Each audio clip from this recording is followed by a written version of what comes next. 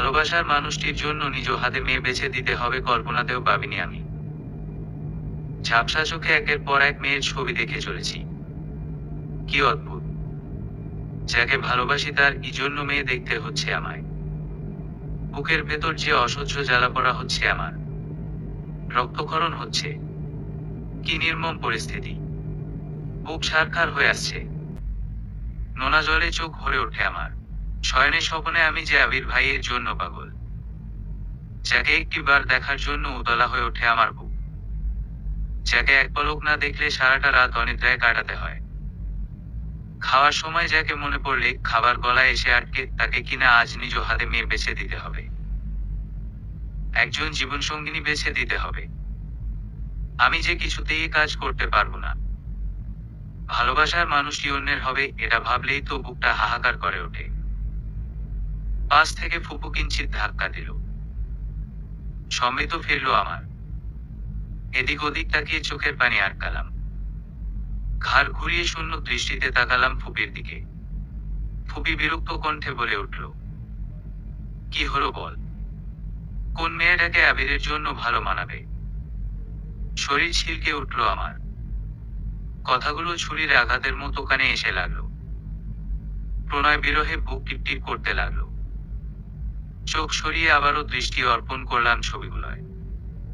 অসাধারণ সুন্দর প্রতিটা মেয়ে। আবির ভাইয়ের পাশে এমন অপ্সরীকেই মানায়।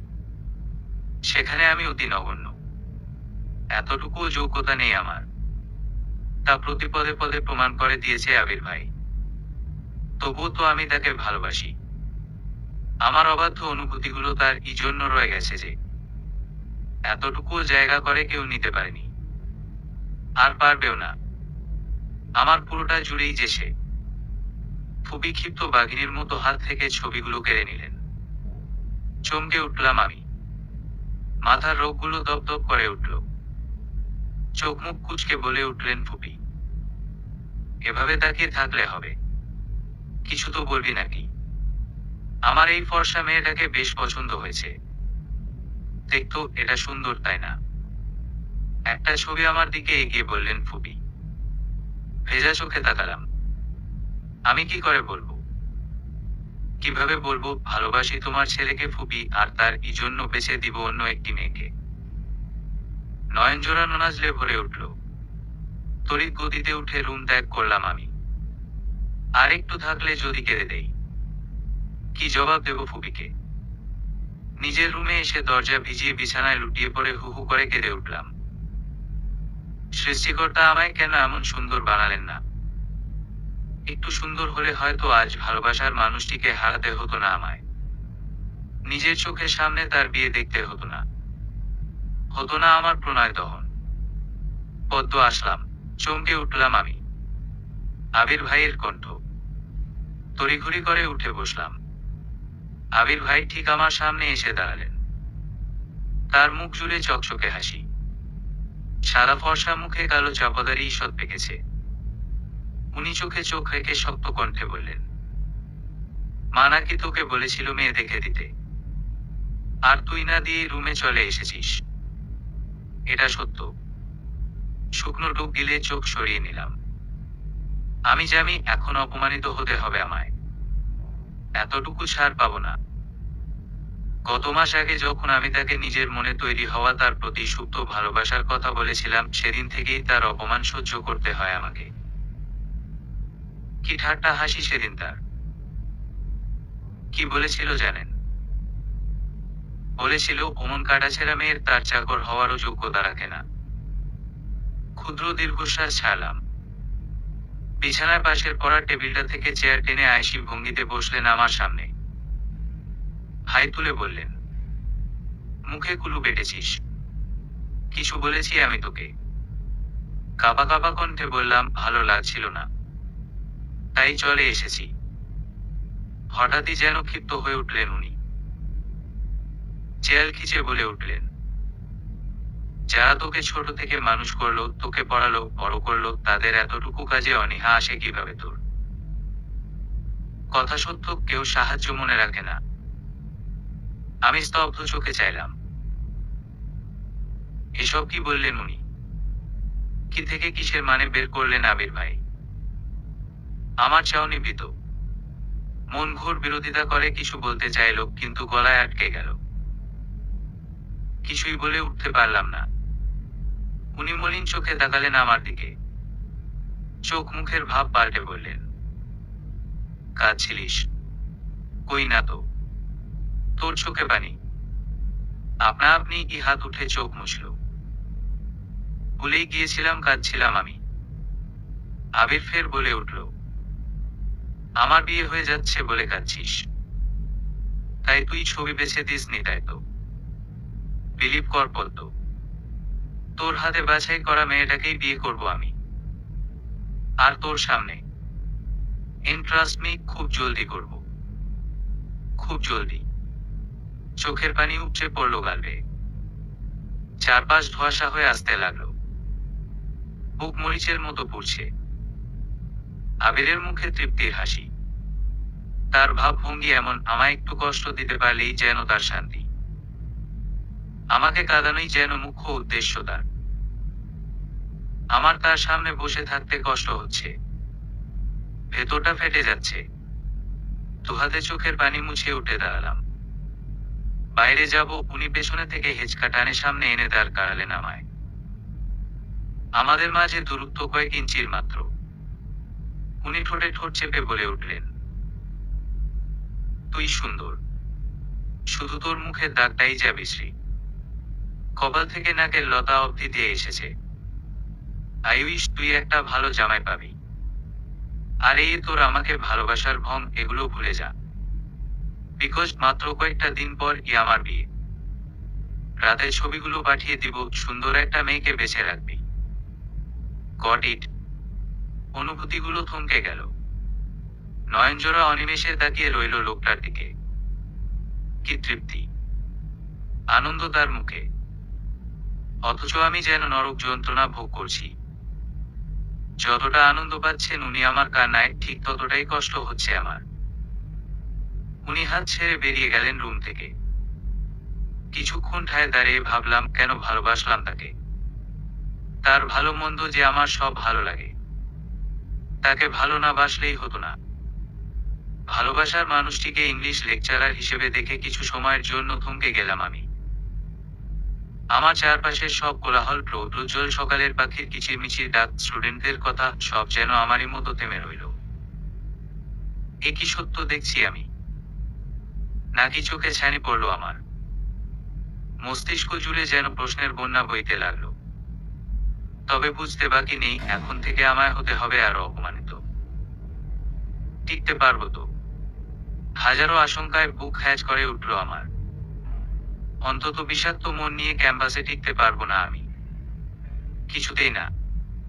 যেখানেই মিলত এক দণ্ড শান্তি, ক্ষুদ্র ভালো লাগা, একটু আশার আলো, সেখানেই এই লোকটা। সৃষ্টিকর্তা যেন চারিদিক দিয়ে আমার পরীক্ষা নিচ্ছেন। সাদা শার্ট, কালো প্যান্ট, সাথে ব্লেজার ও টাই পরা সুরসন যুগটিকে দেখলে কেউ বলতে পারবে এনি একজন পাষাণ মানুষ।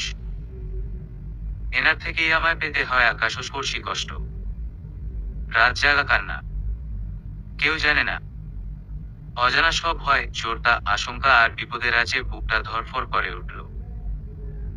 শুকনো ডুব দিলে দূরে দাঁড়ানো আবির ভাইয়ের দিকে অবিশ্বাস্য চোখে তাকালাম। অনিতার ক্রাশ এলো। আমারই পাশে মায়া মুগ্ধ চোখে তাকিয়েও। এবার যা হবে, হতে চলেছে, সেসব ভাবলেই গায়ে কাটা দিচ্ছে আমার।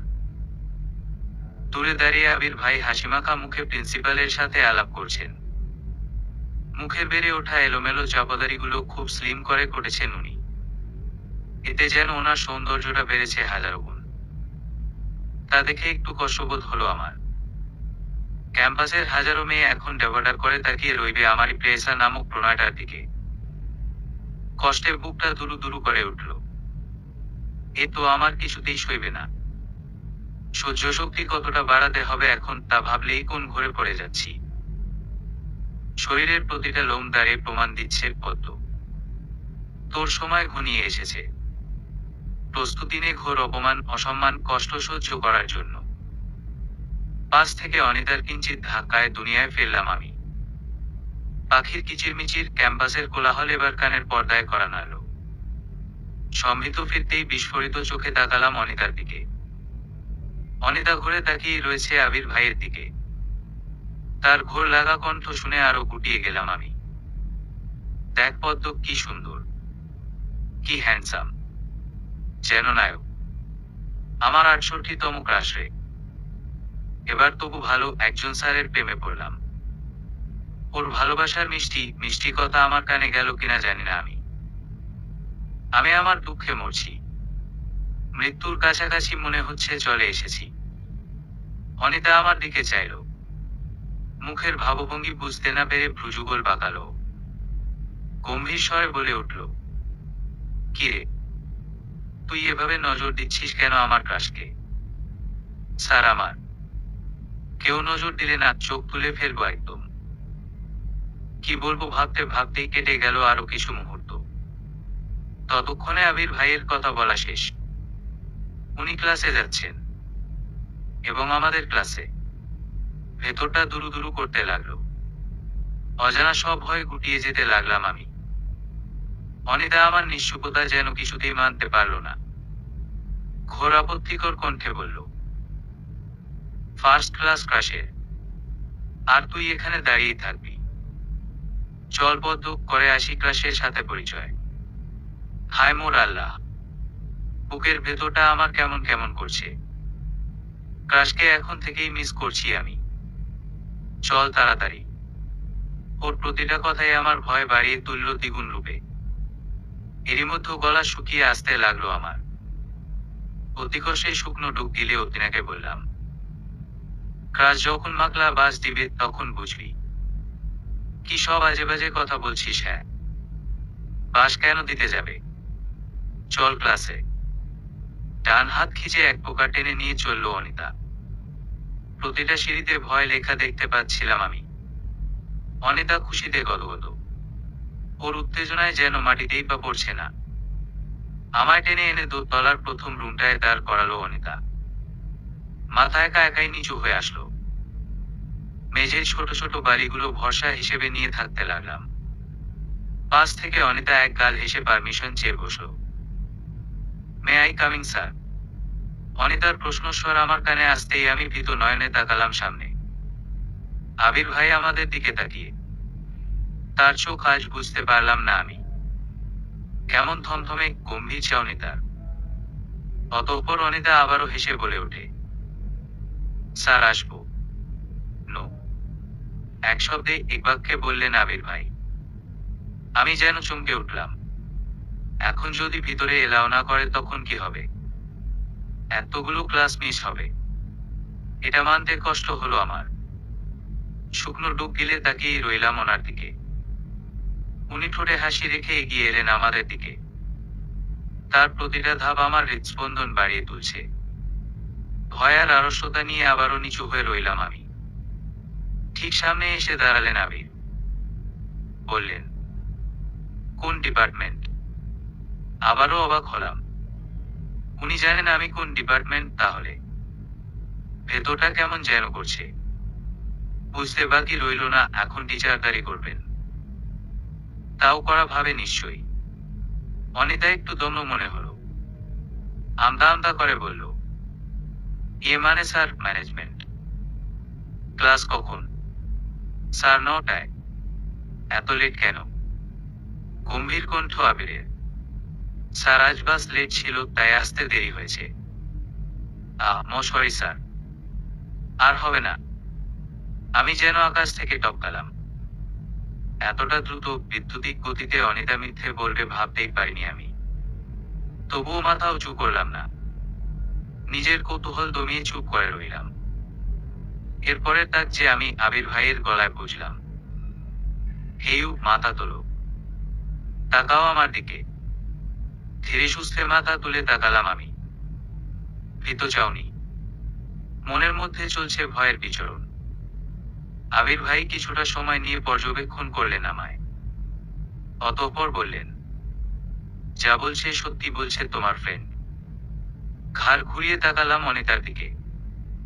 ওর আকুতিভরা টলটলে দৃষ্টি। চোখের ইশারায় বারংবার বোঝাচ্ছে যেন আমিও তাই বলি যাও বলল। এবং তা ই বললাম। জি। কোর্ট আর পানিশমেন্ট দিব? তোমরাই বলো। আমি সহ অনিতা শক খেলাম। দুজন দুজনকে এক পলক দেখে স্যারকে একসাথে বলে উঠলাম, মানে? উনি বাঁকা হাসলেন। গা যেন জ্বলে উঠল আমার। ক্লাসের ভেতরে চাইলাম একবার। সবার চক্ষু চরকাচ। কেউ হয়তো ভাবেইনি প্রথম দিনেই উনি পানিশমেন্টের প্রসঙ্গে আসবেন। গালের দাড়িতে একটু চুলকিয়ে বললেন, একে তোলের তারপর মিথ্যে। ডিসিশনই জিউর, বলো কি শাস্তি দেয়া যায় তোমাদের? আমি কাঁদো কাঁদো চোখে তাকালাম অনিতার দিকে। অনিতার দৃষ্টি এমন যেন ক্রাশের থেকে বাসা পেয়ে গেছে ও। আমাদের নিঃসুপতা দেখে আবির ভাই ধমকে উঠলেন, get out of my class. ধমক শুনে দুজনে তড়িৎ গতিতে ক্লাসের বাইরে গিয়ে দাঁড়ালাম। উনি ক্লাসে চলে গেলেন। জানলেন কিভাবে বাসের ঘটনা মিথ্যে? বাইরে দেয়ালে ঠেস দিয়ে জোরে শ্বাস নিলাম কয়েকবার। ভেতরটা ধুকপুক করছে। অনিতা কাঁদো কাঁদো গলায় বলল, এই ছিল ব্যাটার মনে। কুতারা চিহ্ন একটা। আহনি জানি শুনিকে। অনিতা ডিমের মতো বড় বড় চোখে তাকালো আমার দিকে। মুখ জুড়ে কৌতূহল। উৎসুক কণ্ঠে বলল, কে? আমি দীর্ঘশ্বাস ছাড়লাম। কপাল চাপড়ে হা হুতাশ করে বলে উঠলাম, আমার ফুফাতো ভাই। কি বলিস তুই? ঠিকই বলছি। রাক্ষস একটা। বাট। আমার কথা শেষ হওয়ার আগেই চমকিত মুখে চিৎকার দিয়ে উঠল অনিতা, বাট? বাট কি? আমি ভালোবাসি ওনাকে। কথাটা যেন জীবনের চরম ভুল ছিল আমার। আহ্লাদে ভেসে উঠল অনি। মুখের এমন ধারা ভাব আগে দেখেছি বলে মনে পড়ছে না। ওর আহ্লাদি মুখ আমার ভয় প্রসারে সাহায্য করল। উত্তেজনায় হিতাহিত জ্ঞান হারিয়ে বিনা পারমিশনে ক্লাসে প্রবেশ করে রুম ভর্তি ছাত্র ছাত্রীর সামনে চেঁচিয়ে বলে উঠে অনিতা, আজকের ব্রেকিং স্যারের। থামল অনি। অতঃপর যখন মস্তিষ্ক ওকে বুঝালো হিতাহিত জ্ঞান হারিয়ে নিজেরই অজান্তে কতখানি ভুল করে ফেলেছে, তখনই জিভ কামড়ে কাঁদো কাঁদো মুখ করে আবির ভাইয়ের দিকে তাকালো। আমি জানালা দিয়ে শ্বাসরুদ্ধ নয়নে তাকিয়ে। কলিজায় পানি নেই। এখনই ঘটতে চলেছে ছোটখাটো বিশ্বযুদ্ধ। কি হবে এবার? কি শাস্তি পেতে চলেছি দুজনে? ক্লান্ত পায়ে ঘরের দ্বারে এসে দাঁড়ালাম। মুখ চোখ কালচে হয়ে গেছে। শরীর পড়েছে নেতিয়ে। দেহ ক্লান্ত, পরিশ্রান্ত। সারাটা ক্লাস তুখোর রোদে দাঁড় করিয়ে রাখা হয় আমাদের। মনেমনে অনিতার 14 গুছির হিসাব নিকেশ করলাম। এতটুকু ভালো লাগছে না। বেশিক্ষণ রোদে থাকলে যে জ্বর আসে আমার।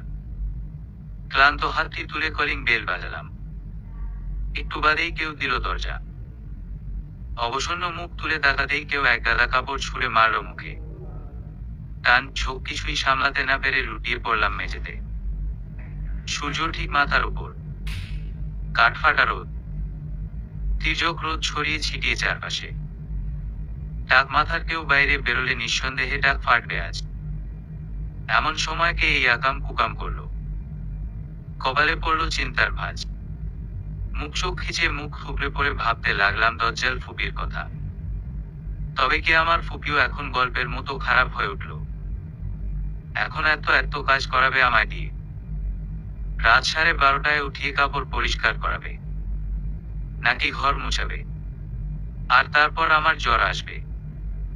এতগুলো আজেবাজে চিন্তাভাবনা নিয়ে বগের মতো গলা উঁচু করে তাকালাম সামনে।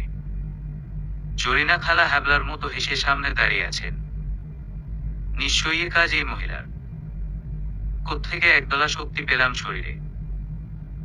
ফটাফট উঠে বুকের নিচে দু হাত গুজে তাকালাম জরিনা খালার দিকে। ওনার হাসি প্রসারিত হলো।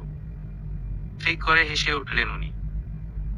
কাজুমাজু হয়ে বললেন, আপামুই ভেরি সরি। আপনারে দেহি নাই। বিরক্তিকর। আমি ঠোঁটে ঠোঁট ভাজিয়ে বিরক্তি ঝরা গলায় বললাম, ভাইরাল খালা, আপনার চোখে তো কিছুই ফাঁকি দিতে পারে না। পাশের বাসার বুড়ির লগে কার চোখ কোট তাও জানেন। তাইলে এই কামটা কেমনে করলেন আপনি? উনি আমার প্রশ্নকে সম্পূর্ণ অবজ্ঞা করে মেঝেতে ঝুঁকে কাপড় তুলতে ব্যতিব্যস্ত হয়ে উঠলেন। অবহেলায় মনটা বিদ্রূপ করে তুলল। পদ্মকে অবহেলা! ভাইরাল খালাকে চেঁচিয়ে বলে উঠলাম। এই পদ্মকে অপদার্থ ভেবে অবহেলা করার সাহস হলো কি করে তোমার জরিনা? এর জন্য শুকটির চামড়া দিয়ে তৈরি চাবুকের আঘাতে তোমায় আঘাতিত করা হলো। জরিনা খালা অবাক চোখে তাকালেন। চোখে মুখে স্বগতোক্তি ভাব। কি বললাম আমি? এটাও কি হতে চলেছে লোকমুখে ভাইরাল? জরিনা খালা কি ব্রেকিং তুলবে রাজপথে? সবাইকে উচ্চকণ্ঠে বলবে, তমুক পরিবারের বাড়ির মেয়ে আমায় চাবুক মারতে চেয়েছে। তখন কি হবে? আবির ভাইয়ের কানে গেলে মেরে ফেলবে আমায়। এমনিতেও আজ তার রাগ আছে, গর্দান নিয়ে নেবে একদম।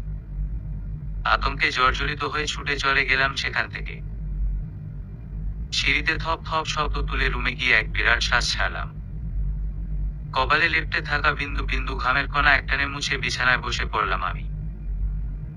কোনায় পড়ে থাকা তোয়ালে দিয়ে মুখ চোখ মুছে শান্ত হলাম কিছুটা। জরিনা খালা আবার জানে কাকে কি দোষ দিতে হয়। আমার ভয়ের একমাত্র কারণ আবির ভাই।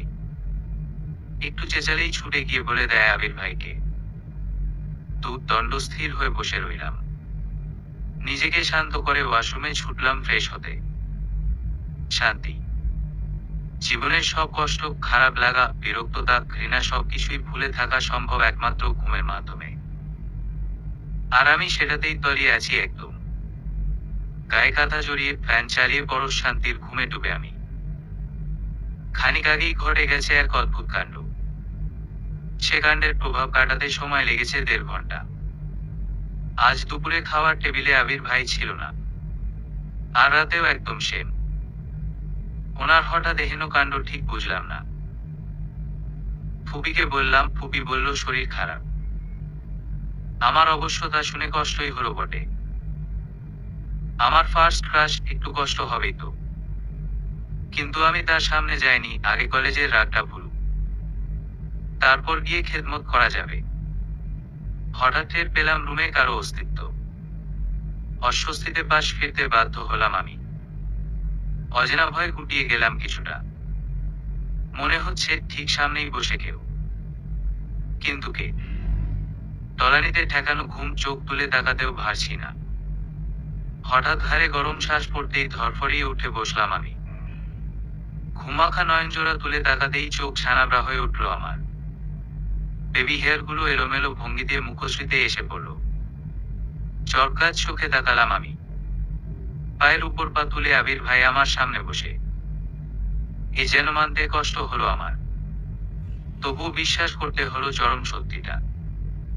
কিছুটা ভয়ার্ত কণ্ঠে বলে উঠলাম, এত রাতে আপনি আমার ঘরে কি করছেন আবির ভাই? কেন এসেছেন? আমার প্রশ্ন তার কানে গেল কিনা বোঝা গেল না। তার মুখ চোখ শুকনো। এমনিতেও তার চোখ আমি কখনোই বুঝি না। তিনি বেশ গম্ভীর, আশ্চর্য শীতল একজন মানুষ। কথায় কথায় গম্ভীর্য উপচে পড়ে লোকটার। আর আভিজাত্যের অহংকার একটু বেশি। ভাবওয়ালো লোক বলতে পারেন। ধীরে সুস্থে পা নামালেন আবির ভাই। ৩ দৃষ্টিতে পরখ করলেন আমায়। অতঃপর অভ্যাসগত শীতল কণ্ঠে বললেন, জানিস না আমি অসুস্থ? তুই একবারও ঘর মুখ হলি না কেন বলতো? আমি থমকে গেলাম। থমকে গেল আমার সর্বশরীর। চোখের পাতা অব্দি স্থির হয়ে বুঝবার চেষ্টা করলো এটা কি বলল আবির ভাই। নিজেরই কানকে অবিশ্বাস করতে বাধ্য করলো আমার মন। কান বিদ্রুপ তুলে বলে উঠল, তুই ভুল শুনেছিস পদ্ম, তোকে শাস্তি দিতে এসেছেন বদমেজাজি লোকটা। শরীরটা খারাপ ছিল তাই দুপুরে আসেনি। এখন একটু ভালো লাগতেই ছুটে এসেছে তোকে আঘাত করতে। যা শুনেছিস তা তোর নিতান্তই একটা স্বপ্নস্বর ছিল মাত্র। একে বিশ্বাস করে আমায় অবিশ্বাস করিস না তুই। আবির ভাই আবারও বলল, কি হলো বল। আমি আঁতকে উঠলাম। ঠিকই শুনেছি তাহলে? কেন বললেন উনি? শুকনো ডুব গিলে জিভ দিয়ে ঠোঁট ভিজিয়ে বলে উঠলাম, কি বলল? সরি কি বলবো? জানিস না তুই আমি কি বোঝাচ্ছি বুঝছিস না? বাই দা ওয়ে, তোর সাতকার ওই মেয়েটাকে, তোর বান্ধবী। বান্ধবী তো ভালোই জুটিয়েছিস। হঠাৎ ওনার তিরিক্ষি মেজাজের কারণ বুঝলাম না আমি। আর এত রাতে এসে অবান্তর কথা বলারও যে লোক আবির ভাই নয়। কিছুতেই কিছু বুঝতে পারছি না। আচ্ছা ভাইয়া আবার ছি, নোংরা কথা মনে আসতেই মস্তিষ্ককে খুন করতে মন চাইল। নিজেকে নিজেই ধিক্কার জানালাম আমি। এসব মনেই বা আসে কি করে আমার? অযথা ভাবনায় যখন আমি ডুবে তখনই ভাইয়া উঠে দাঁড়ালেন। ভাবনার সুতো ছিল আমার। ভাই ফিরে যাওয়ার জন্য ঘুরতেই আচমকা বলে উঠলাম, যাচ্ছেন যে? অতঃপর নিজের প্রতি রাগ হলো। কেন রাখলাম? ভালোই তো ছিল, চলে যাচ্ছিলেন উনি। ধ্যাত, নিজের ভুলে নিজেকেই চাপড়াতে ইচ্ছে জাগলো। কপালে ভাঁজ পড়ল লজ্জার। উনি সিদ্ধির চাউনি নিয়ে তাকালেন আমার দিকে। ভেতরটা কেমন করে ওঠে সে চাউনিতে। আবির ভাই ছোট্ট দীর্ঘশ্বাস ছেড়ে বললেন, বোকাদের সহিত কথা বলতে আমার ইচ্ছে নেই। কথাটায় রাগ হলো আমার। বললাম, আমি বোকা? বড্ড বোকা। আপনি অদ্ভুত। আমি বুঝি না আপনাকে। আমার চরিত্রটাই হয়তো অদ্ভুত। কেন এসেছিলেন? কোন মেয়েটাকে পছন্দ করলি আমার জন্য সেটাই জানতে। বলেই হনহন করে চলে গেলেন আবির ভাই। আমি স্তব্ধ নয়নে তাকালাম। হঠাৎ কি কসরা জেগে বসল। ওনার শেষের বাক্যটি নাড়িয়ে তুলল আমায়। আনমনেই উঠে দাঁড়ালাম আমি। হেঁটে চলে আয়নার সামনে গেলাম। তাকালাম নিজের প্রতিবিম্বের দিকে। আমি সত্যিও সুন্দর। বিশ্রী দেখতে। ছোটবেলায় গাছ থেকে একবার পড়ে গেছিলাম। নিচে পড়ে থাকা সদ্য নতুন টিনের আঘাতে দাগ কাটে আমার মুখে। কপাল থেকে নাক অব্দি সে দাগ ধেয়ে এসেছে। কতই না বিধুকুটে দেখাচ্ছে। আমি বিশ্রী, আমি খুশি। আবির ভাই, আমি আপনাকে ভালোবাসি। সত্যিই ভালোবাসি। মন থেকে ভালোবাসি। বিষণ্ণমাখা কণ্ঠে বলে উঠলাম আমি। শরীর হাঁপিয়ে উঠেছে। ক্লান্তিতে হেলে পড়লাম কিছুটা। দম ফুরিয়ে আসায় শ্বাস টানলাম জোরে। তারপর তাকালাম প্রণয়ের দিকে। আমার কথায় থমকে দাঁড়ালেন তো দাঁড়ালেন, নড়বার নাম নেই তার। পিছু ফিরবে না। আবারও কি ফিরতে চলেছি আমি? বুক ভাঙতে চলেছে নিশ্চয়ই আবার। আমায় সম্পূর্ণ অবাক করে তাকালেন আবির ভাই। শ্বাসরুদ্ধকর নয়নে তাকালাম আমি। যতবার ভালোবাসি শব্দটি তাকে বলেছি ঠিক ততবারই উনি হেলায় চলে গিয়েছেন। আজ তবে দাঁড়ানোর মানে কি আমার রং বেরঙের অনুভূতির দাম পেতে চলার পূর্ব ইঙ্গিত এটি। খুশিতে চকচক করে উঠল চোখ। খুশিতে গদগদ মন। কি শান্তি। শুরু হতে চলল বলে প্রণয়ন। আমার এত ভালো লাগা, এত আনন্দ সম্পন্ন একা একা করা চিন্তা মাত্র। তবুও হাল ছাড়তে নারাজ হলো মন। হোক না একটু ভাবা, হোক তবে রং বেরঙের সব অনুভূতি। ক্ষতি কি? ফিরিয়ে দিবে বলে আটকাবো? কল্পনাকে থামাবো? নিজেকে দমিয়ে মনে আনবো বিষাদের ছাপ? কখনো না। সে তো প্রতিনিয়তই পাগলামি বন্ধ কর বলে ফিরিয়ে দেয়। আজও দিক। তবুও ভালোবাসি ওনাকে। হাল ছাড়তে নারাজ এই পদ্মের ছোট্ট মস্তিষ্ক। চোখে মুখে গম্ভীরতার ছাপ স্পষ্ট। চোখ দুটি বড্ড শীতল। চোখ দুটি বুঝতে আজও অক্ষম হলাম আমি। আর কবে বুঝবো জানা নেই। তবে উনি এক পা করে এগোলেন আমার সামনে। অধর ফুসিয়ে তপ্তশ্বাস ছাড়লেন। কাঁধের শেষে ডান হাতে চুলকিয়ে অন্যমনস্ক গলায় বললেন, আর কত পদ্ম? আর কত জ্বালাবি আমায়?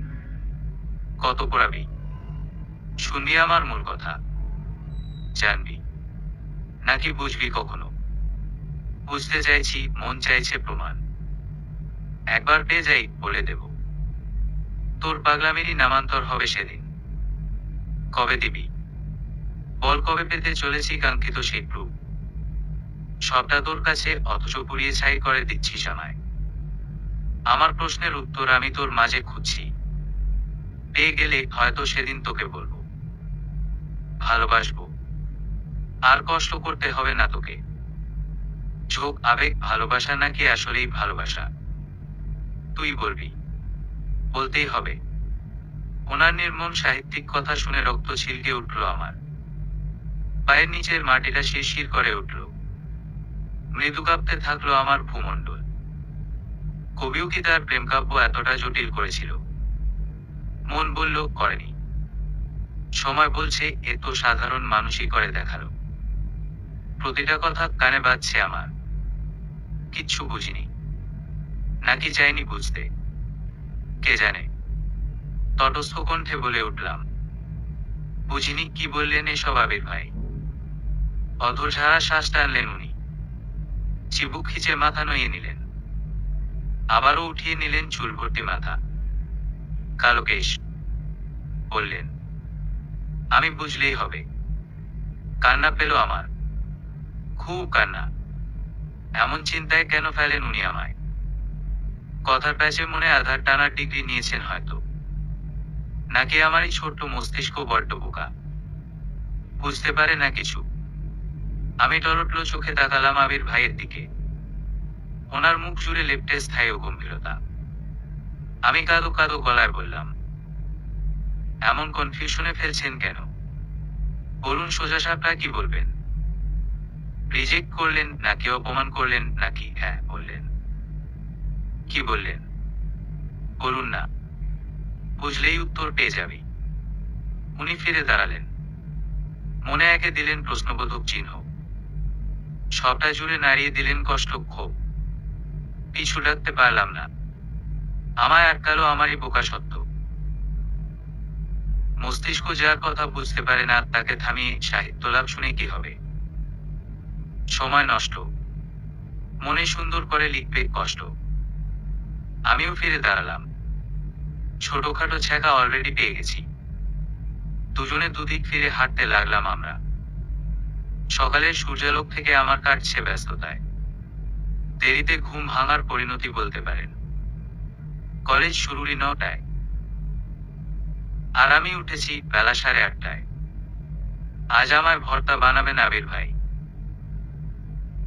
বিশ্বাস করো সমগ্র, বিশ্বাস করেন আদরের রাসেল ভাই, আমি দেরিতে উঠতে চাইনি। মর্কট লোকটার কথা সারা রাত ভেবে আমায় অনিদ্রায় কাটাতে হয়েছে।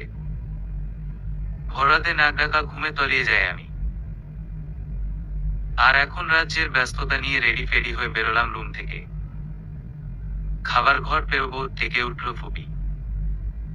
পদ্ম খেয়ে যা, তোরই জন্য দেখ তোর ফুপাও বসে আছেন। আমি থেমে গেলাম। শুক্রবার ছাড়া ফুপার দেখা মিলবে এটা অসম্ভব।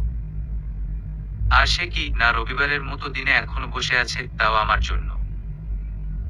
অবিশ্বাস্য চোখে তাকালাম পিছনে, সত্যিই ফুপা বসে আছেন টেবিলে। আমি কিছু করিনি তো। মনে আসতে লাগলো সব কুকীর্তির কথা। শুকনো ডুব গিলে এগোলাম। কিছু বলবেন ফুপা? আমার লেট হচ্ছে। বয়স কত তোর? এমন প্রশ্ন মোটেই আশা করিনি আমি। কিছুটা অবাক হয়ে বললাম, 19। আচ্ছা। চোখ দুটি কুঁচকে নিলাম, ব্যাস এতটুকুই। হুম, তুই যা। স্থির হয়ে দাঁড়িয়ে রইলাম কিত পরিমাণ সময়, তবুও হাবভাবে বুঝতে পারলাম না কিছু। স্বাভাবিক হয়ে উঠল সব। যথারীতি ফুপি খাবার দিতে ফুপা খেতে লাগলো। আমি অবুঝে ন্যায় বেরোলাম বাড়ি থেকে। বাইরে এসেই পেয়ে গেলাম রিক্সা। টাকলা রিক্সা চালকের রিক্সায় উঠে শাটার নামালাম। বড্ড রোদ। রিক্সা আমাদের কলেজের সামনে দাঁড়ালো। অন্যদিন অনে আমার জন্য গেটে দাঁড়িয়ে থাকে, সে যতই লেট হোক না কেন। তাহলে কি আজও আসেনি? কই, একটিবার তো ফোনও করেনি। ভীষণ চিন্তা নিয়ে কলেজে ঢুকলাম। বাজছে ঠিক 8:58। 2 মিনিটের মধ্যে আমায় ঢুকতে হবে কলেজে। এ তো জবার কাজ, আমি পারবো। দিলাম ছুট। 9টা বাজার সাথে সাথে পৌঁছাতেই হবে ক্লাসে। সিঁড়ি পেরিয়ে ক্লাসে আসতেই বেজে গেল 9টা। জবা না হয়েও কাজটা করাই যেন তৃপ্তিতে মন ভরে উঠল। আবির স্যার আমার আগেই হাজির। ভেতরে ঢুকার পারমিশন চাইতেন, উনি পারমিশন দিলেন। কিছু না বলে ক্লাসে ঢুকলাম। আমায় অবাক করে ডাকলো অনিতা। ও এসেছে, আমার জন্য দাঁড়ায়নি। আমি ওর পাশে বসে কাটলাট গলায় বলে উঠলাম, দাঁড়াসনি কেন তুই? আজও যদি বাস খাই তাই। সরি জানস। খুব ছাটা বড্ড বল। আচ্ছা, পার্টি ওজি বলে ডাকিস না। ওটা ডাকার অধিকার শুধুই আমার। অনিতা হাসলো শুধু। বসে আছি, আকাশ সমান চিন্তা মাথায় ঘুরছে। আজে বাজে সব চিন্তা, কথা মনে করে খারাপ লাগা বাড়ছে তেরোতির করে। মাথার উপর ঘুরছে পাখার ফ্যান, তবুও গরমে হাঁসফাঁস করছি আমি। চিন্তায় ব্যাঘাত ঘটাচ্ছে বরংবার এই ব্যবসা গরম। অতিষ্ঠ হয়ে চিন্তা বাদ দিলাম আমি। বসে রইলাম চুপ করে। পদ্ম, আয়ত একটু কাজ করে দিবি। ঘাড় ঘুরিয়ে তাকালাম আমি। ফুপি বলেই চলে গেলেন রুম থেকে। বসে বসে বোর হওয়ার থেকে কাজ করা ভালো। উঠে নিচে গেলাম ধীর স্থির ভাবে। আজ ফুপা অফিসে যাননি, বিধায় ড্রয়িং রুমে দেখা মিলল তার সাথে। ফুপিও সাথে, আবির ভাইও। তাদের সামনে যেতেই ফুপা অবিশ্বাস্য একটা কথা বললেন, তোর আর আবিরের বিয়ে একসাথে ঠিক করেছি। আমি যা শুনলাম, আপনারাও কি তাই শুনলেন? আই মিন, তোদের একে আসরে একসাথে দুজনের বিয়েটা দিয়ে দেব। তাহলেই দুটো বোঝা কমবে একেবারে। পদ্ম, তোর কোনো পছন্দ আছে? আমার মুখে চকচকে হাসিটা দিন শেষে ডুবে যাওয়া সূর্যের মতোই নিভে গেল তৎক্ষণাৎ। নেমে এলো ঘোড়াদার। থমথমে মুখে কিংকর্তব্যবিমূঢ় দৃষ্টিতে তাকালাম আমি। সবারই মুখে নতুন কেনা বাতির মতোই উজ্জ্বল হাসি, সাথে আমার অনুভূতির ভান্ডারেরও। আবির ভাইও দাঁত বের করে হাসছেন। এতে অবাক হওয়ার কিছু নেই। উনি খুশি হবেন এটাই স্বাভাবিক। হয়তো এই নোংরা বদবুদ্ধি ওনারই। আমি শুনেও না শোনার ভান ধরলাম। বেশ করে কাটা হাতের নখগুলোর দিকে তাকিয়ে ফুপাকে বললাম, কিছু বললে ফুপা? আমার খিদে পেয়েছে। তোর কি বুদ্ধি শুদ্ধি নেই? একটু আগেই আমরা খেয়ে উঠেছি। তুই কথা ঘোরাচ্ছিস তাই না? অবশ্য এতে লাভ হবে না। আমি চাই তোর আর আমার বিয়ে একই মঞ্চে হোক, পাশাপাশি। চেয়াল শক্ত করে তাকালাম আবির ভাইয়ের দিকে। উনি কথাগুলো বলেই ঠোঁট টিপে হাসলেন। কাজ হচ্ছে আমার। এমনিতে জটিল প্রেম কাব্যে বলতে ওস্তাদ, আর আমারটা বুঝতেই তার যত সমস্যা। ফালতু লোক। আমি ঘাড় ঘুরিয়ে নিলাম। ফুপি নির্বিকার ভঙ্গিতে বলে উঠলেন, ওর মতের কে আছে? তুমি ঠিক করো। আর ওর তো মুখ দেখেই বোঝা যাচ্ছে ওর কোন প্রেমিক নেই। পাক্কা সিঙ্গেল বান্দা। পদ্মের জন্য আমরা যে ছেলেটাকে চুজ করেছি সেটা একবার ওকে দেখাও তো, পছন্দ হয় কি না। ফুবা অনিমেষ কণ্ঠে বললেন, তারাও তো। ওটা দেখালে যদি পাগল হয়ে যায় পদ্ম, তখন? আগে আবিরের থেকে জানি, তারপর ওকে দেখাবো। আমি বেশ কৌতূহল আগ্রহ চকচকে চোখে তাকালাম আবির ভাইয়ের দিকে। জানতেই হবে কোনো মেয়েকে পছন্দ আছে নাকি ওনার। আমার কৌতূহলকে চরম পর্যায়ে তুলিয়ে আবির ভাইকে ফুবা জিজ্ঞেস করলেন, কি রে আবির, তোর কেউ আছে নাকি পছন্দের? আবির ভাই স্নিগ্ধ হাসল। যদিও জানি ওনার পছন্দ নেই, আর থাকবেই বা কেন? আমি আছি তো। তবুও মনের কোথাও কুগাইছি। সম্পূর্ণ নিশ্চিত হতে অক্ষম হলো মন। আমার ভাবনাকে আকাশ থেকে ফেলে ঘুরিয়ে দিয়ে বলে উঠলেন আবির ভাই, আছে। আমি ওকে খুব ভালোবাসি। সেও পাগল আমার জন্য। শোনামাত্র ভূমণ্ডল কেঁপে উঠল আমার। স্তব্ধ নয়নে তাকিয়ে রইলাম ওনার দিকে। মুখে মৃদু হাসি ওনার। মন তিক্ততায় ছেয়ে গেল। বুকে শুরু হলো ভাঙাচোরা। বুকের হৃৎপিণ্ড শ্বাস নেয়া দেয়া বন্ধ করে দিল। শরীর ঝুম ধরে দাঁড়িয়ে রইল নড়চড়বিহীন। অথচ এতদিনেও আমি জানলাম না আমারই ভালোবাসার মানুষটির রয়েছে অন্য একজন ভালোবাসার মানুষ। এ কথা যে আমার কিছুতেই সহ্য হলো না। বুক ফেটে আসতে চাইছে, ভেতরটা টিপটিপ করছে। এতক্ষণ হাসি ঠাট্টায় নিলেও এখন সিরিয়াসনেস ধরলো আমায়। চোখের পাতা কাঁপতে থাকলো তিরতির করে। ফেটে গড়িয়ে পড়ল নোনা জল। এত কষ্ট হচ্ছে বলে বোঝাবার নয়। ভগ্ন হৃদয় নয়ন বা ভাঙ্গা নদীর মতো ফেলতে লাগলো নোনা জল চোখ দুটি। অনবরত, অবিরাম। তো সে কে আবির?